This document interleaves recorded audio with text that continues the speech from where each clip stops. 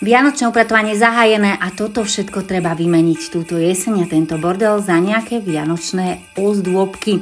Začneme pekne od vrchu dole, ja som použila rukavicu na prach, ktorá ten prach uzavrie, nevírie, antistatická, čiže naozaj budeš mať pocit, že sa ti toho prachu usadza menej.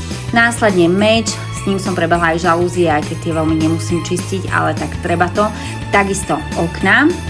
Tam som použila sedná okná a natieram na nohúbku, ale takéto hĺbkové čistenie okien mám vždy až na jar, takže to som nejako extra neprežívala, ale bolo tam teda toho hojne. Handričky poputujú do soli na škorne, nech sú znova použiteľné. A teda následne treba odpratať aj toto všetko, sa teda toho nakopilo, vám poviem, ale tak je to radosť upratovať, tak poďme na to.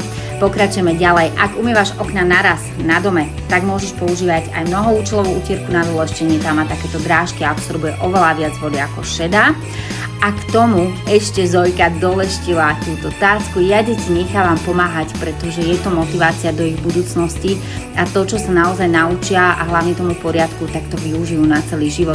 Takže meč na prach uradoval po celom dome, ešte prebehnúť všetky rohy, môžeš si ho predĺžiť dokonca aj na mop. Okrem toho rukavica na prach, ako vidíš, uzavrie do seba tie nečistoty, čiže nemusíš to nejako zhrňať a zase ti to padá len na zem. S mečom na prach si dostaneš do všetkých kútov a takisto to potom. Pozor, čo tam bolo, nevadí. Veď upratujeme raz za pol roka takto hĺbkovo, čo už. A teda bolo tam toho hojne, ale zase mi pomohla rukavica. Ešte toto povysávať, dočistím špáry, aj keď sa mi do toho nechce a myslím, že na dnešok je hotovo. Tak čo, zvládla si to dnes aj ty? Ak áno, napíš mi do komentára.